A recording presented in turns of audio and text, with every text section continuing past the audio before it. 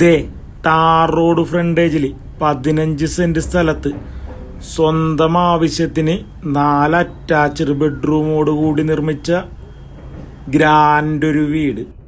ഈ വീടാണെങ്കിൽ കംപ്ലീറ്റ് ചുടുകട്ടയും ആറ്റുമണലും മാത്രം ഉപയോഗിച്ച് പണിതേണ്ട. വേറൊരു മെറ്റീരിയലിൻ്റെ അത് യൂസ് ചെയ്യില്ല. എംസാൻ്റെ പീസാൻ്റെ അങ്ങനെ ഒന്നും ഇല്ലാത്ത നല്ലൊരു വീടാണിത്. ഈ ഭാഗത്തൊക്കെ നിറച്ച് പുല്ല് നട്ടുപിടിപ്പിച്ചേക്കണായിരുന്നു. ഇവരിവിടെ താമസമില്ലാത്ത കാരണം പുല്ലൊക്കെ നോക്കണമല്ലോ എപ്പോഴും, കാരണം അതൊക്കെ വളർന്നിതായിട്ട് അവർ എല്ലാം വെട്ടിക്കളഞ്ഞതാണ്. ഈ നേരെ കാണുന്നത് കിണറാണ്ട. ഇപ്പം ഇവിടെ എന്ന് വെച്ച് കഴിഞ്ഞാൽ ഇടയ്ക്ക് ഒരു കെട്ട് കെട്ടിയേക്കണത് വാസ്തു അനുസരിച്ച് വീട് അതിൻ്റെ ഉള്ളിലാക്കിയിട്ട് വാസ്തു കറക്റ്റാക്കിയതാണ്. എന്താ കിണറ്റിൽ വെള്ളം നോക്കിയാൽ കണ്ണീര് പോലുള്ള വെള്ളം എന്താ. അതിൻ്റെ മോട്ടറും കാര്യങ്ങളൊക്കെ ഇരിക്കുന്ന പെരയണ നിൽക്കണ റംബൂട്ടനുണ്ട്. ആ ഫ്രണ്ടിൽ നിൽക്കുന്നത് റംബൂട്ടനാണ്. അത് യെല്ലോ കളറിലെ റംബൂട്ടനാണ്. എല്ലാം കായ്ക്കും. അപ്പുറത്തെ സൈഡിലേക്ക് ഇഷ്ടം പോലെ സ്ഥലമാണ്.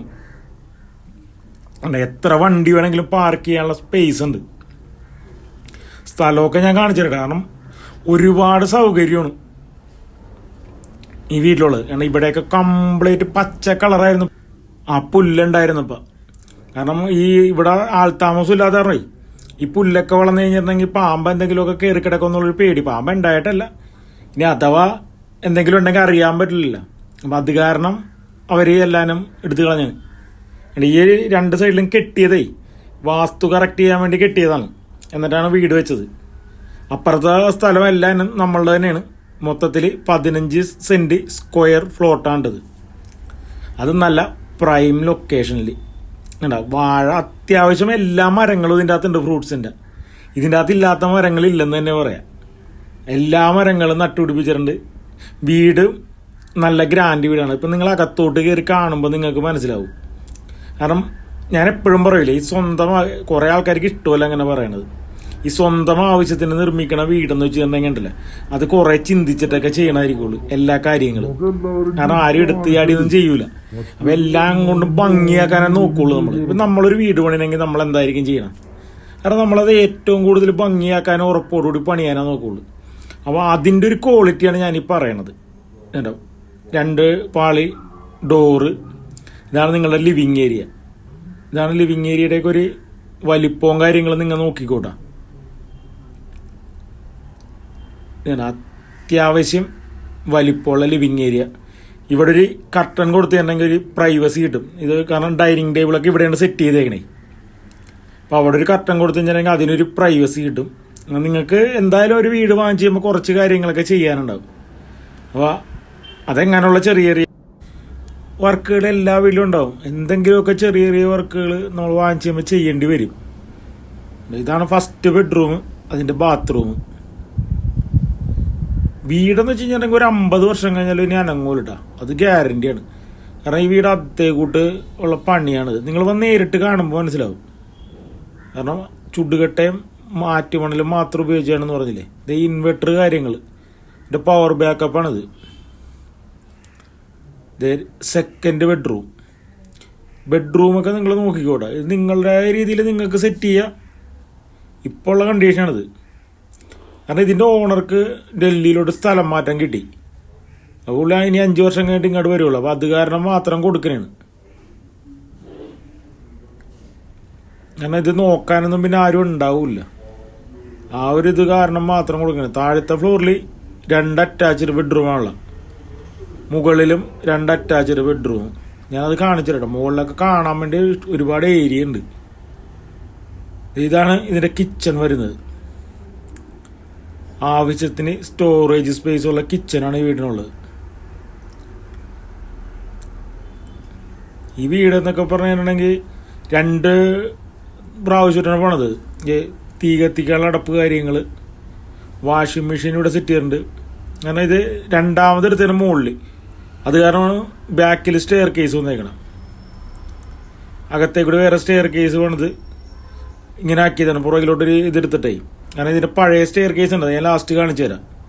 മുകളിലോട്ട് കയറാൻ വേണ്ടി പഴയൊരു സ്റ്റെയർ കേസ് ഉണ്ട്.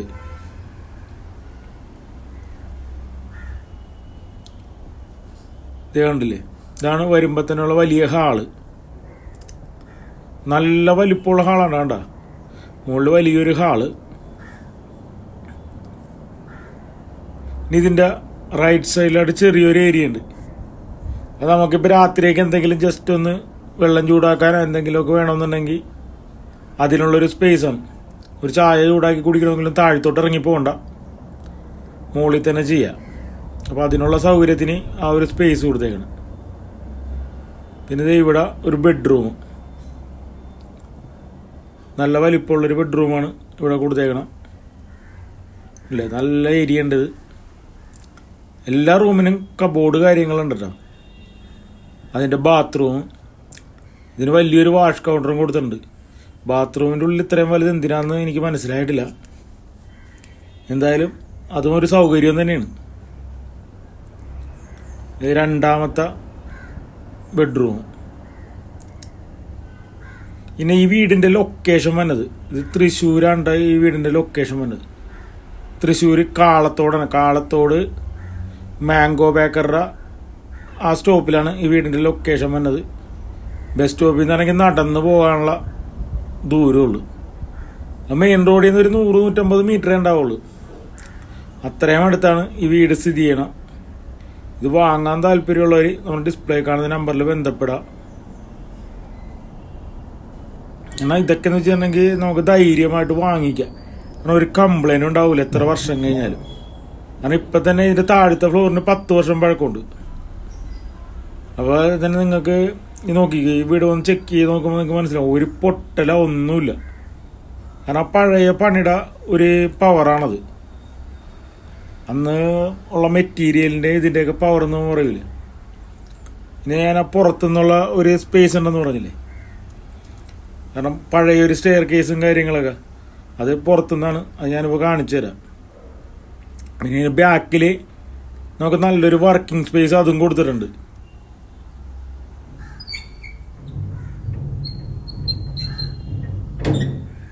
ഇതാണ് തുറന്ന് പുറത്തോട്ടിറങ്ങുമ്പോഴേക്കും നല്ലൊരു ഏരിയ ഉണ്ട് ഇവിടെ. ഉണ്ടോ, അപ്പുറത്തോട്ടും നല്ല നീളത്തി കിടക്കണുണ്ട്. ഇത്രയും നല്ല വർക്കിംഗ് സ്പേസ് ആയിട്ട് ഇട്ടേക്കണാണ്. ഇവിടെ ഡ്രസ്സ് വർക്കൊക്കെ ചെയ്തിട്ടേക്കണോണ്ട് നമുക്ക് തുണിയൊക്കെ ഉണക്കാനിടാനൊക്കെ ഇവിടെ ഉപയോഗിക്കുക. അതെല്ലാം മുകളിൽ വേണമെന്നുണ്ടെങ്കിൽ മുകളിൽ ഉപയോഗിക്കുക.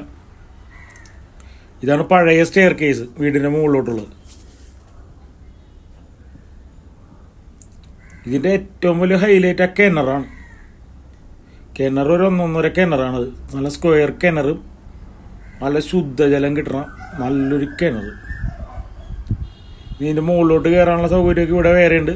അപ്പോൾ ഡിസ്പ്ലേ കാണുന്ന നമ്പറിൽ ബന്ധപ്പെടാനും ലൈക്ക് അടിക്കാനും